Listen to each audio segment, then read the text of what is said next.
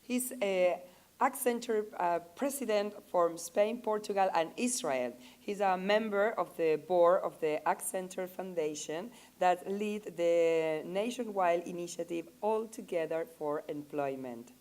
Juan Pedro Moreno is a co-author of the book A New Era in Banking and is often seen publishing articles and opinion in different matters. Please welcome Juan Pedro Moreno.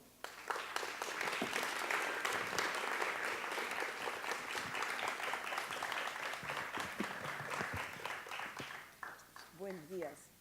Good morning. Good morning. Welcome. Hello, good morning, everyone. First of all, Carmen, really thank you for that inspiring speech about the sustainable world we are all trying to build. I'm going to change gears in my speech, trying to move into another dimension of sustainability. Sustainability is not only about producing sustainable products, services, and goods. It's also about the ability to survive in a world that is changing, where the competition is being redefined, and where the most important thing you need to do to be sustainable is really making sure your product has a demand and gets sold into the market. This is what it is about today. I just named that session Digital Vertigo. I mean, probably you all know what vertigo means in Spanish. It's kind of a sickness feeling that happens whenever you go very, very, very fast and you don't know what's going to happen next. Imagine yourself in a roller coaster going very fast through the rails, and you don't know what's going to be really on the next turn your coach will take. This is really what we are living today since what we have called the digital revolution came to transform our lives. And I'm going to try today to give you a little bit of the views on what's going on in the marketplace with this digital transformation impact into the way the companies, the products, and the consumers, the patients, the voters, impact has in their behaviors. Because all the industries are changing, fashion is an industry that is changing as well. Well, in my mind, there are three main changes we are living. So the digital transformation we are living is not only about technology. Of course, it's technology involved, but it's not only about technology. What we are living is the combination of three important changes. The first one is driven by technology, is the digital disruption that new technologies are bringing, where the main source of the disruption is no other than someone probably you don't know, called Mr. Moore. Mr. Moore is a scientific that in 1962 predicted that every 12 months, every 24 months in 1962, every 24 months, the cost of a gigabyte will reduce every 24 months, and the capacity of storage will double in the same period. This is a rule that has transformed the world. Today, it doesn't happen every 24 months. It happens every 12. So we double the capacity every 12 months, and we reduce the price by half. This reality is really what has changed our lives. Everything we know, artificial intelligence, big data and analytics, augmented reality, somehow already existed in 1962, but was really unaffordable, wasn't feasible to incorporate into products and services onto our day-to-day lives. Today, thanks to Mr. Moore, we have lived a democratization period in which everyone is able to wear technology, use technology in their lives at a very reasonable cost. Not only in the developed world, countries like Kenya has been transformed through the use of the mobile phones. Very simple mobile phones that have changed the life of the people in Kenya. No? The second change we are living is this unstoppable aging population. And this is really about sustainability of the human being. The population and the whole world is aging at a speed that nobody knew before.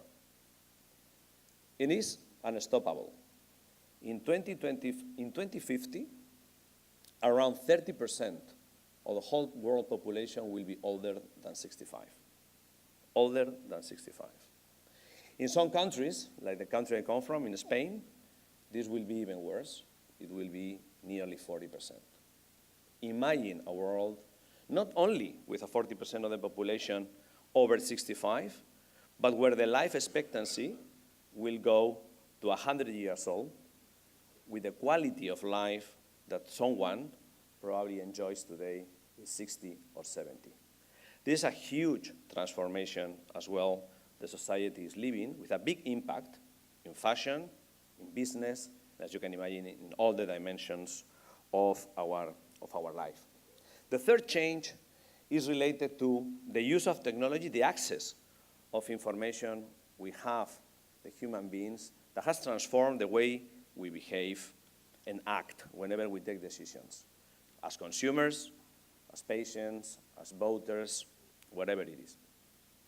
In reality, today we have more information than what we can consume, easy access, and in many cases, if not most, free access to information. This has transformed as well the way we behave. Altogether is producing what we call the disruption. Disruption means that today traditional businesses are disappearing, new business models are coming in, opportunities for smaller companies like Carmen Company are there probably easier than never before to really become leaders into the market. And this is through the combination of these three changes: the evolution of population, the access to technology, and the changes in society. Which are the keys in our mind, in our view, of this digital revolution we are living in and the impact on the fashion industry? For me, companies in all industries, but also in the fashion industry, are facing three dilemmas through these changes. And I will go briefly through them. The first one is what I call the economy of experience, or the experience economy. This is a dramatic change we are living. If you think in the 19th century, or the 18th century, better, we live in the agricultural economy. In that economy, before the Industrial Revolution, consumers take decisions based on availability, just on availability.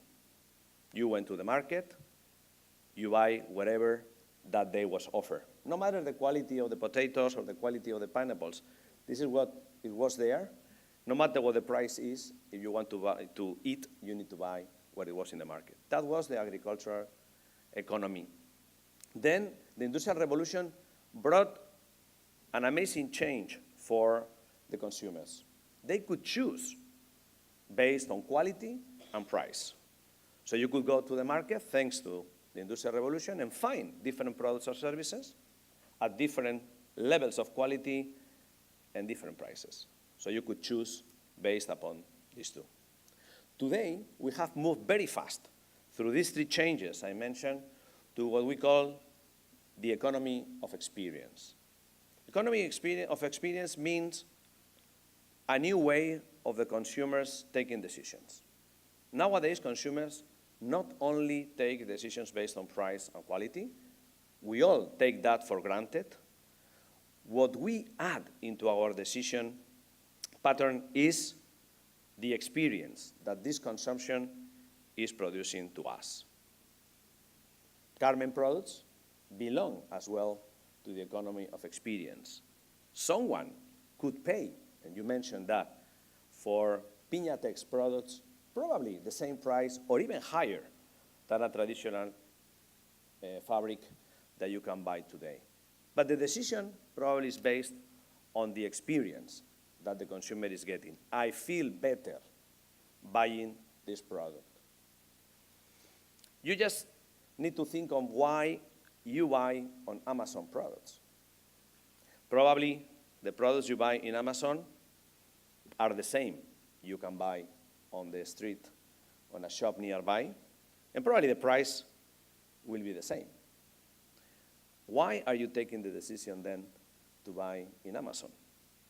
Because the experience that buying in Amazon produce to you. I mean, it's easy, one click, it's fast, they bring you very, very fast home the product, you can return it very easily. The experience really, really matters when you take the decision. Think of why you buy an iPhone. At the end of the day, it's just a telephone. Just to talk and access internet. There are many of those. You buy an Apple telephone because the experience that it's producing is easy, no user manual, it's preloaded. You go into a shop and it's very easy, no ticket, no storage. I mean, everything is clean, easy, fast. So economy of experience is really changing our lives. And this has a very big impact on the way we design and produce everything we do. Till now, the chain of production started on the technology available. In the case of Carmen, the discovery of a new material, the discovery of a new process to produce a new fabric. Then, based on this discovery, based on this technology, you design the business transformation you want to operate, how to produce a good, how to deliver a new product to the market, and finally, as a result of that, you were delivering an experience to the consumers. But really, at the beginning, the source of the whole process was in the technology, in the product, in the process, and the materials you were using. Today, in the economy of experience, everything is changing upside down. Now, the starting point is no longer the technology of the product. The starting point is the experience you want to deliver. So big brands start thinking on what is the experience I want to create, I want to deliver to my consumer. Based on this, I define what is the business I want to build, which is the process of selling my goods. And finally, I seek for the technology that is available to produce that. But the starting point is the experience I want to create. And let me give you an example far away from the fashion industry, to just illustrate how the world is completely changing the way brands are positioned. We are working in Europe with Michelin, the tires producer. We work with them on including inside the tire a small technology device, an IoT device that is able to identify the level of fatigue of the tire. So somehow this device is able to predict when the tire is going to blow. Whenever this tire is getting the last kilometers, the last hours of its life, send a message to Michelin. Michelin gets the message, call the driver of the car, in this case it's trucks, call the driver of a truck and tell him or her, stop in the next petrol station, Exxon petrol station that you will find 50 miles ahead in your route, stop there, and while you refuel, we will remove those damaged tires and put new ones. Imagine a simple and a small change on a tire, introducing this small piece of technology, the dramatic impact that has created on the whole value chain and the business model of Michelin. All based on experience, because now close your eyes and imagine yourself as a truck driver in the middle of the rain at night, stopping in the highway, changing the tires because two of them just blown up in your truck, and think now how the world has changed for the driver. That is experience. So just with this change on experience, three things happen to Michelin. Three things happen. First, Michelin no longer sells tires. Michelin sells a service called tires replacement. So you don't buy just a tire. What you buy is a service. You pay 50 euros a month. You don't care about how many times your tires get replaced. And you get absolutely loyal to Michelin. The second thing that changes here is that before was the employee of the petrol station, the one that decided which tires your truck was using. Goodyear, Michelin, whatever they are, you stop there and they prescribe the tires they have. Now, is Michelin the one that decides in which petrol station you stop, because they direct you to the one they like. And the third thing that changes is that because now Michelin is prescribing the petrol station where you refuel your car, is entitled to ask Exxon to pay 1% of your bill on the petrol refuel you made in the petrol station. So, completely and dramatic change in a business produced just because you start defining on the economy of experience, defining a new experience for a consumer that dramatically change everything. You can find examples like this in every single industry. The main case you all know is Amazon, but there are many others you can figure out. This is happening today at speed in the world. The other element is in the economy of experience, there is a new concept coming in, which is segmentation and hyper-personalization, hyper-personalization.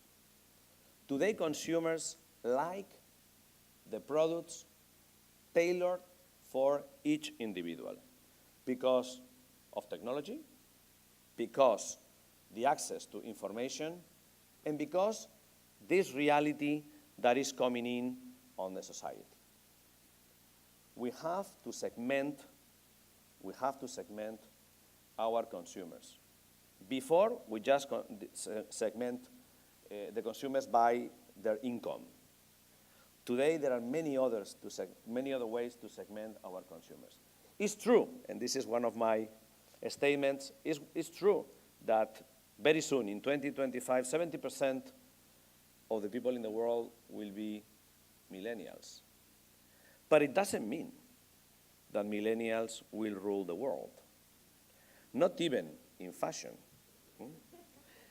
You need to remember that you cannot forget about this generation called the lucky few.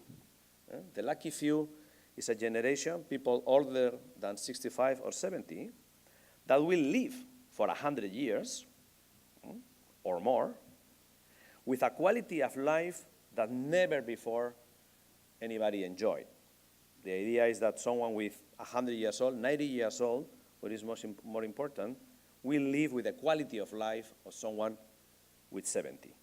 Does it mean that an old lady, 85 years old, won't wear fashion anymore?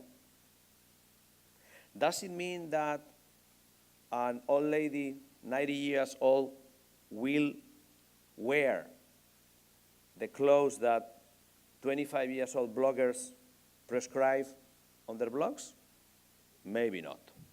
There are big opportunities for brands using new ways of segmenting and going into this hyper-personalization world. I mean, especially with this age segmentation, it's important to realize that together with these people living for 100 years and consuming for 30 or 35 years more, they will accumulate more income than any other segment into the economy.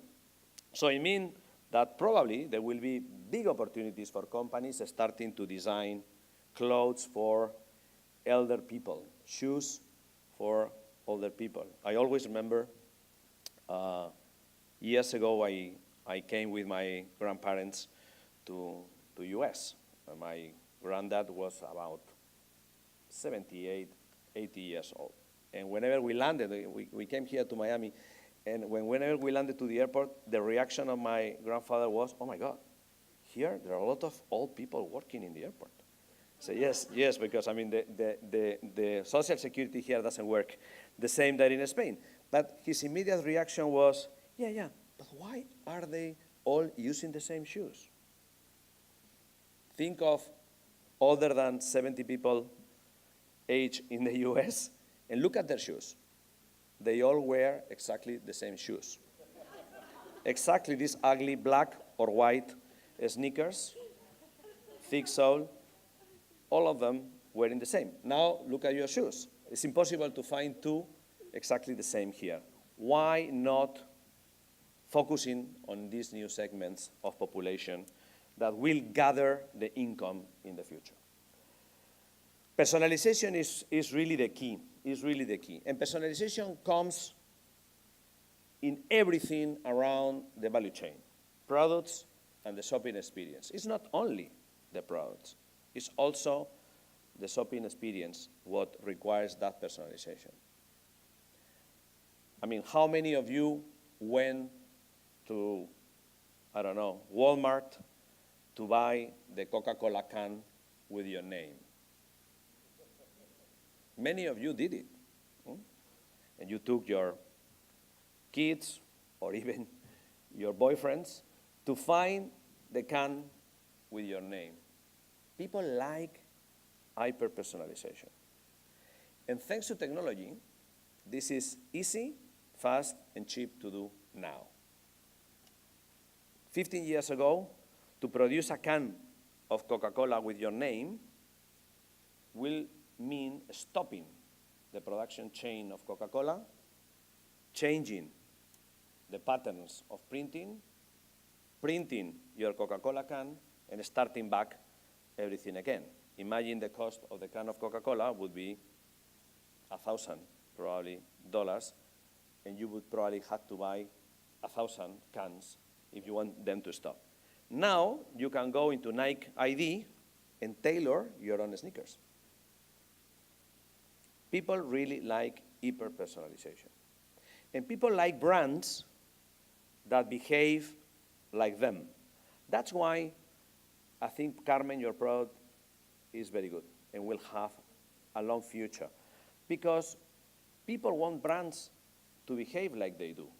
If you are respectful with the environment, you want to consume brands that behave like you, that personalize their message to you, into a way that in the industry today, the trend is really producing series of one item. Imagine what it means for the industry. Series of one item. It's already there in the sneakers industry. I mean, you see Nike ID. But probably you don't know that today, in the whole world, only 3% of BMWs produced in the world are similar to each other. So there is only 3% of the BMWs in the market that are exactly the same. 97% are all different. So it means that the BMW you are driving is unique with 97% of probability. This is hyper-personalization. Everybody likes it. This is the new mantra of the industries. And you can see it as well in the industry. I mean, I just mentioned, in the fashion industry, sorry. I just mentioned about Nike. But referring back to the elder people, Burberry's also let you personalize your trench, a very old garment that you can really personalize the way you wear. Burberry's, so you can design exactly where your garment is. So hyper-personalization is the key of success in the future based on segmentation. Based on segmentation fitted into the different tribes you can find in the world. Because the other element, the other trend in the society is what we call the tribalization, which means in a world where you have more information that you can consume and process properly, and in a world where there's so much information out there that you can never verify the accuracy of that information, you get back and hide in your tribe. Meaning, if I have a BMW and want to take my BMW to a repair store, I could go into Google, and there will be 1,000 places I can take my car here in Miami. But I don't do that. At the end of the day, I call my friend driving another BMW, ask him, where did you take your car last week? And I will go where he does the same. Tribalization. So brands are finding the opportunity, not mass communication, but personalization, first of all, segments, then tribes, and finally, specific individuals. This is the key. And the shopping experience is quite the same. I mean, it's not only, as I said before, producing good clothes on quality and price. You need to sell them. And sell them is about, today, this personal experience you want to have whenever you shop. It's true. I mean, Carmen, you mentioned you don't do publicity of your products. Zara doesn't have any publicity at all. And you all know Zara, you all wear products. You haven't even seen a commercial from Zara, and you won't see it. They sell experience, again. This is what they sell. Experience. Easy, cheap, modern, fast. They change it every 20 days. Fast delivery. This is the experience they are delivering. And like them, there are a number of brands here in the US that are taking advantage of the technology to create unique experiences. You all know Zappos, no? You can take a picture of whatever you like, and Zappos will answer with a product that suits that picture, tell you the price, you can buy it, and go on. But there is a new release of this innovation of Zappos, creating an experience. You all know about Stitch Fix, which is another online retailer in the US, where based on pictures you take on things you like, shoes, trousers, T-shirt, they can design something making sure you like it based on what you do. We are working, again, outside the industry, the fashion industry, we're working with Nestlé. You all know Nestlé producing chocolates. We are working with Nestlé today to create your own chocolate. It means that you go into our website, you answer 30 questions around different things. You like the ocean, you like the countryside, which things do you like to eat, which is your best movie, do you read or do you play games? Based on 30 questions, they can prepare a mix of chocolate that makes sure you will love that chocolate. So they send this chocolate to you. Of course, you taste it, you like it, and you repeat. And you have your own chocolate. So using technology to produce new experiences is really, really, really the key of success. But it's not only this. Based on those experiences, differentiative experiences that the brands are creating, there is a second dilemma that brands need to face, what I call prescribe or being prescribed. Today is not about being alone. You need to be in the ecosystem you are living in. And the prescription game is absolutely key. Look at this question. Again, not related to the fashion industry. I'm not a fashion expert, as you can see. We ask the consumers in the US, would you do banking with PayPal, Amazon, Google, Walmart, or Apple? Look at what they answer. They answer, likely or very likely, I would do it, in a percentage nearly 50%. And I always ask the same question. Why someone could say, I would love to do banking with Amazon or with Google if Google or Amazon never ever disclosed which will be the product. Are gonna sell mortgages? Will these mortgages be cheap or expensive? Which will be the conditions? Their credit cards will be easy to use? We don't know. But consumers say, yes, likely or very likely, I would do banking with Google, Apple, or Walmart. Why is that? This is because consumers are simply expecting that the experience they are receiving with the products they are consuming today from those brands will be replicated in a new world in which they are not satisfied with the experience they are having. So they imagine if buying an Apple phone is so easy in the Apple Store and everything is preloaded, no user manual, the battery is on, everything is okay. If they will sell a mortgage to me, it will be same easy and same experience. So yes, I want to do it. And this is, back to your world of fashion, what some brands are trying to do. Remember, Amazon started to selling books? Today, Amazon sells electronics, DVDs, books, beauty, food, fresh food, and fashion. And fashion. On the right-hand side, you can see the 8 brands, own brands, that Amazon has already created.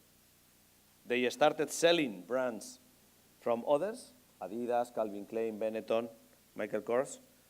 Today, in combination with that other brands, they are producing their own brands. These brands on the upper side of the slide are brands owned by Amazon, created by Amazon. It's not acquired, created by Amazon.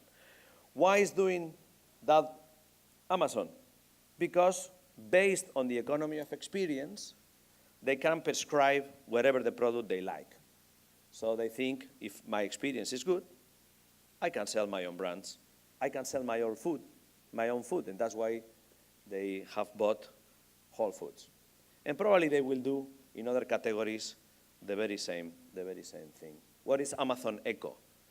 Amazon Echo is a machine to prescribe products and services the way they like, based on an amazing experience. You interact with your voice with them.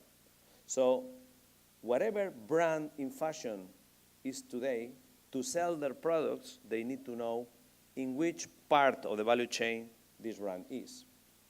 Is this brand in a position to prescribe other products from, if I sell shoes, can I sell as well belts or purses based on my experience? Or if I cannot create a unique and differentiated experience, I need to be part of the ecosystem and let others to prescribe my products.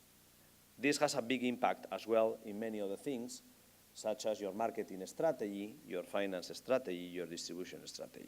So companies need to rethink completely the way they are operating. And last but not least is the third dilemma I think brands are facing today, which is something I call efficiency or nothing. Efficiency or nothing means that this is all good, this is all nice, experience, prescribing products. If you are not able to do it cheap and efficiently, you are dead. You are dead. So it's not only about creating a good product, it's not only about having a good price, it's also about being very efficient on your production chain. And the fashion industry is transforming very fast. I just brought a number of examples, for instance, on that. No? Today, Inditex, which is the mother company of Zara, is investing on creating robots that fold the clothes. They fold the clothes and replace people doing that.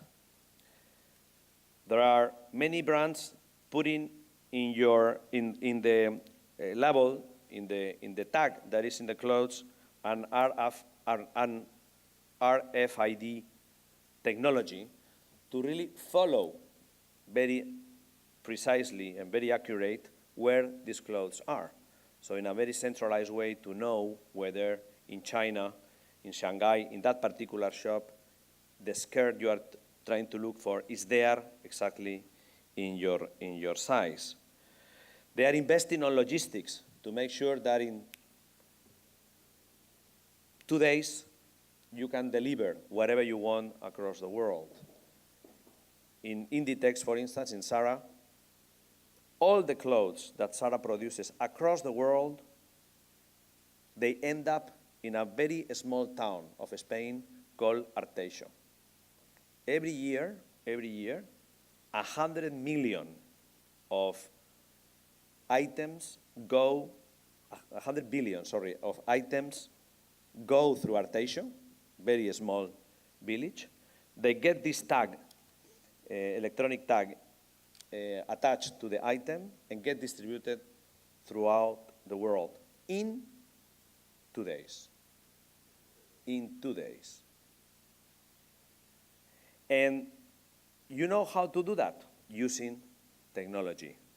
Creating these robots that fold the clothes, creating an amazing chain of putting in boxes the clothes. They can send to China, to a shop in Shanghai, only one shirt in 2 days. And they do it very efficiently, very cheap, because they don't send containers in a boat that goes through the Mediterranean first and then through the Indic to reach China. They use, and similar to what you're trying to do, Carmen, taking advantage of the waste, they send your shirt in the spare room that an Airbus 380 has whenever flies from London to Shanghai. So they don't need the container. They just said, do you have room for a shirt? I said, yes, of course, why not?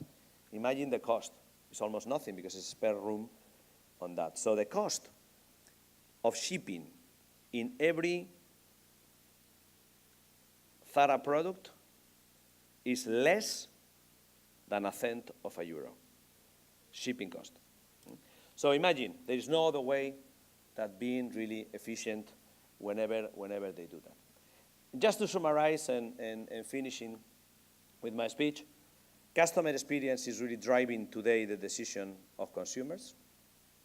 Whenever a brand is in a position to decide what they sell and how do they sell, they need to understand how to monetize their products, taking into account this dilemma of prescription, to decide whether they need to invest on prescribe their products or let others to do it.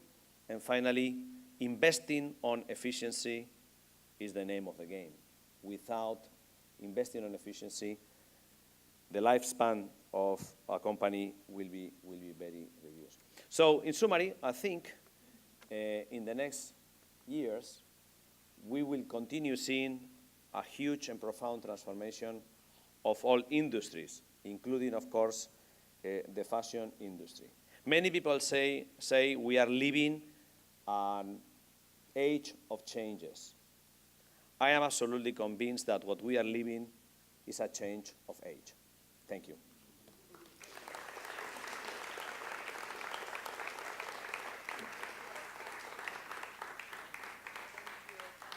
Congratulations.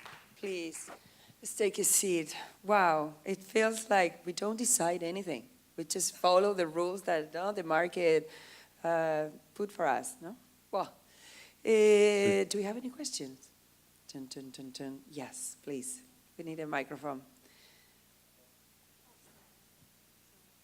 Hi, what do you want young people to know after your speech in regards to what you've talked about just now? What do you want the youth of today to know specifically? What do you want them to learn? That's a good question, because I didn't want, with my explanation, to, let's say, offset the power of the young people.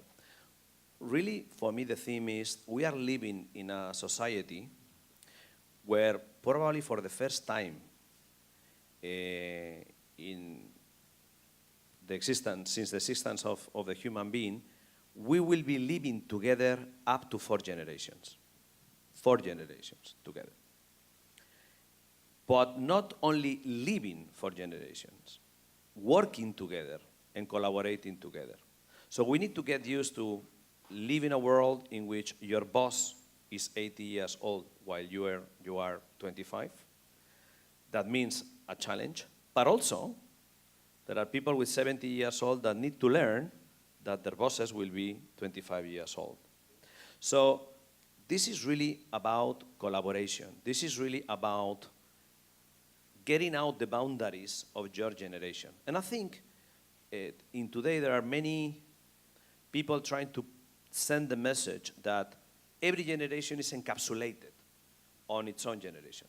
Millennials design their products and services. They want to live in the world which is very different from other generations. I think we are missing huge opportunities. And I mean, I don't know how many of you here are bloggers or design products and services. I mean, the average age on this room probably is not even 30. How many of you think of products and services for people older than 50 or 60? How many of you write blogs, comments for this type of people? How many people with 75 years old or 50 write about or prescribe products and services for younger people, no? So my message is really we need to learn living in the collaboration world, taking into account that 4 generations will be working together. This means a huge opportunity of business, career development, opportunities to be creative, innovative. I mean, it's a huge opportunity for young people if they have a broader view beyond their own generation. That's my message. Yeah, it's very interesting, everything. Yeah, please. Mr. Moreno. Excuse me. Can we have some glasses, please? Thank you. Oh my God, I complicate your morning. Wait, please. Mr. Moreno, thank you for an amazing talk. Truly appreciate it. I completely agree that, yes, technology is the way to go ahead, especially in this era. This is how we all work today, even in this room here. But however, I do want to ask your thoughts on the e-waste that we are creating. The e-waste, the electronic waste that we are creating, especially when we talk about sustainability. That's one of the things we are innovating, and we are going very fast. But at the same time, the waste that we are creating, how do we handle that? I think technology is another dimension of the economy like any other. That is on the one hand creating huge opportunities, but also it is also putting on the table risks that probably we never had before. We haven't talked, along my speech, I didn't mention about the social impact of this revolution we are having in terms of robotization, artificial intelligence into products and services, and the impact on employment, for instance, or the waste that this is creating at the same time. I think there is also a mandate on the technology transformation for sustainability. I work a lot on technology, as you can imagine, and we are transforming as well our own company. For instance, we have created a program that we call it responsible consulting. That means every time we introduce an innovation, every time we transform the value chain for one of our clients, we put together with the project that is producing economic value, a work stream focusing on mitigating any negative impact, in many cases, unconscious impact that you are producing. And we measure that against the 17 Sustainable Development Goals of the United Nations. No? So making sure whenever you are introducing some of those technologies I just mentioned, calibrating very well which is the impact in labor that can have and trying to mitigate that, the impact on sustainability and trying to mitigate that. At the end of the day, if I squeeze this orange, the recipe is always the same. education. And I think the biggest effort that society needs to do today is transforming education. Education is the source of the solution, but it's also the source of problems if we don't change it. Because this change we are seeing today requires a very relevant reskilling of people, labor, but not only labor, consumers as well. No? So I think education is probably the key, and the more investment companies and governments make on education through social responsibility programs and so on, the better the society will evolve aligned with the changes we are living in.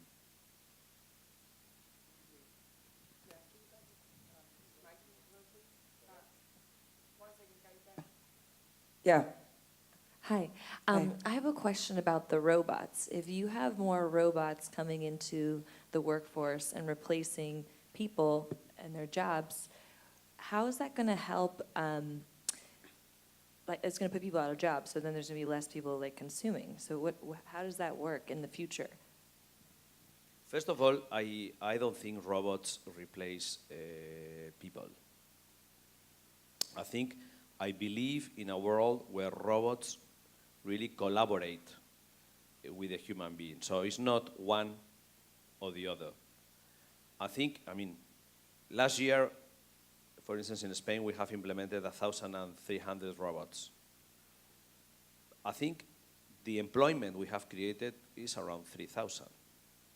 So not necessarily the robot's age means the human being won't work anymore, or we will kill the employment. I think there are new professions, new generations coming in. For me, the key, as I mentioned before, is where this new employment is going to be created and where the old employment is going to be killed. This is really the key, and that depends on education.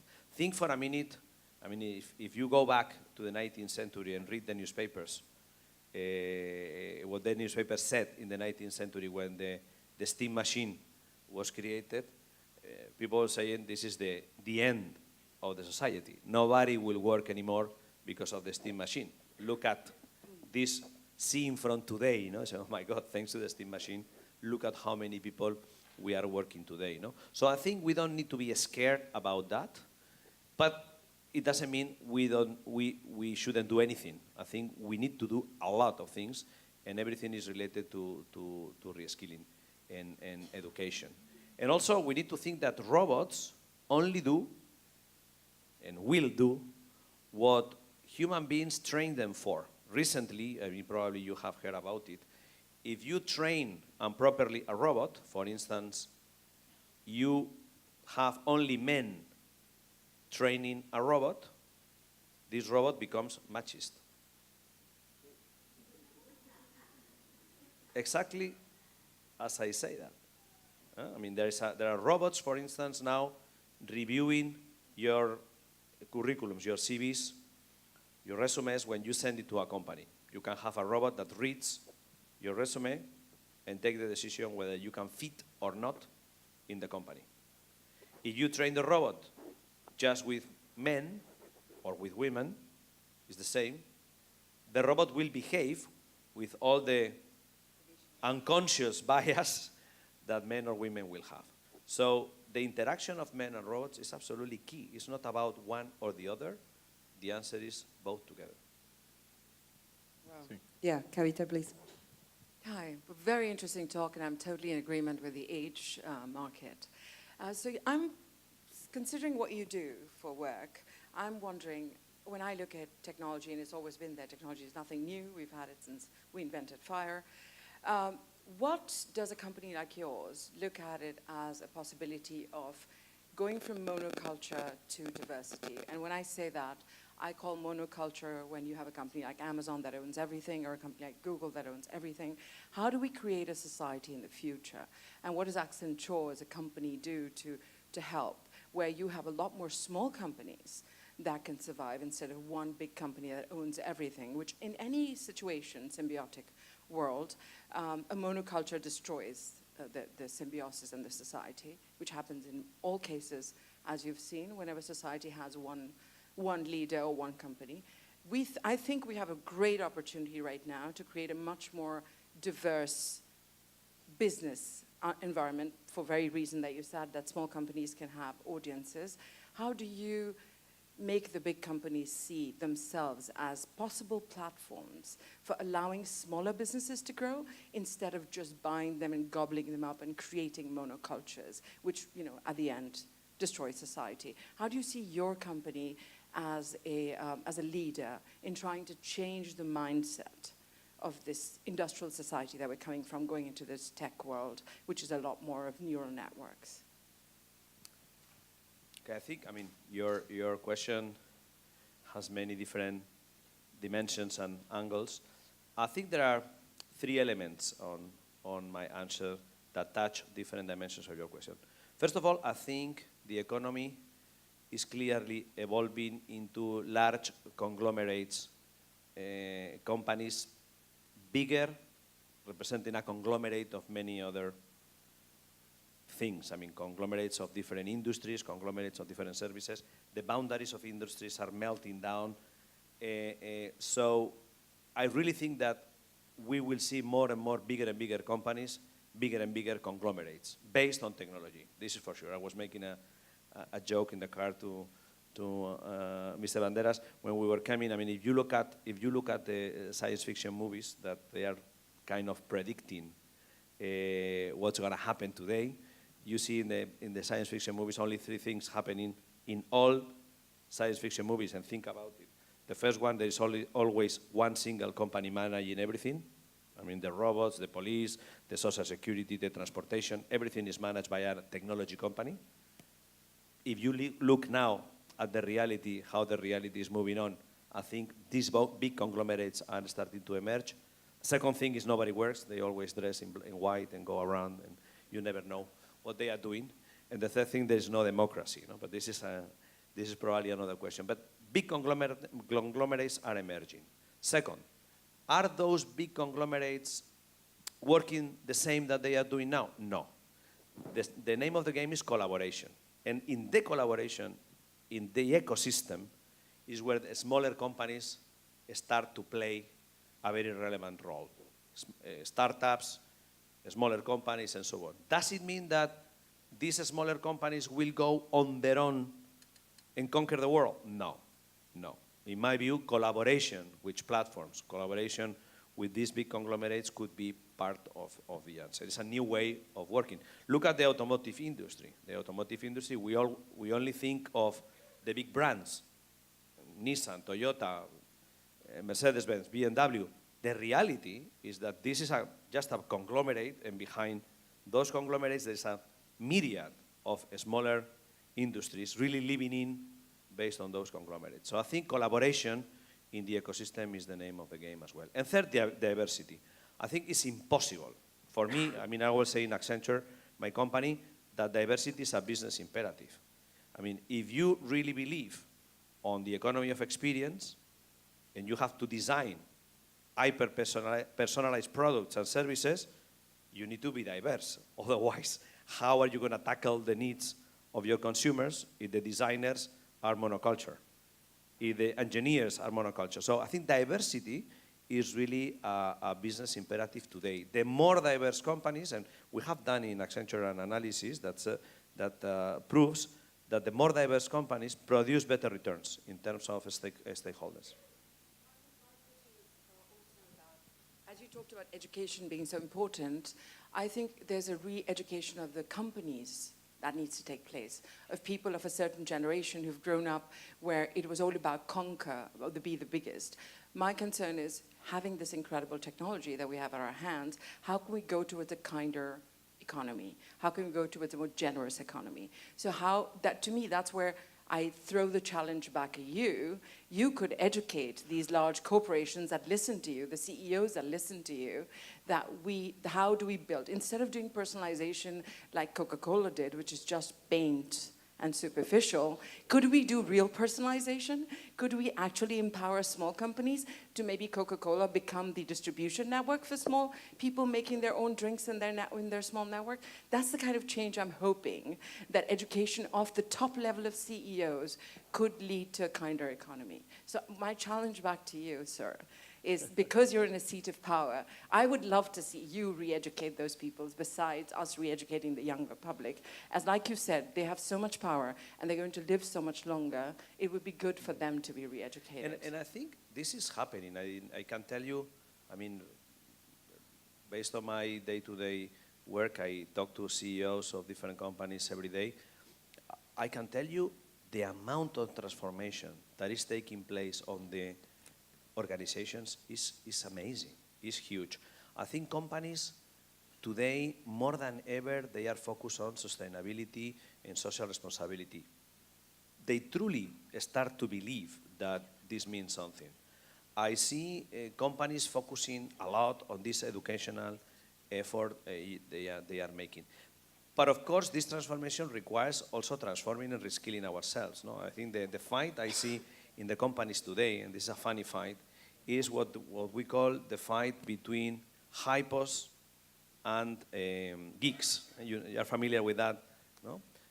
For those ones not familiar with that, hypos is the acronym on highly paid opinionated person. It's a hypo, it's me. Or it's a doctor, someone that takes decisions based on the experience they have.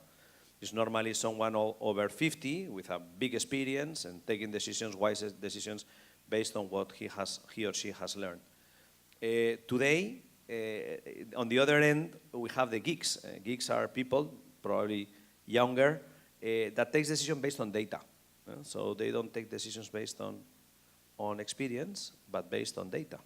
And this is a fact that is happening in all the executive committees of the companies. You have a decent combination today of geeks and hypos that in this fight, we are creating a new culture, probably, that is emerging, which is the combination, again, of generations bringing or contributing with different values. But in my experience, the amount of transformation taking place in the management models of the big companies is huge today. Thank you, Juan. Thank you very, very much. It was very interesting. Please, big applause.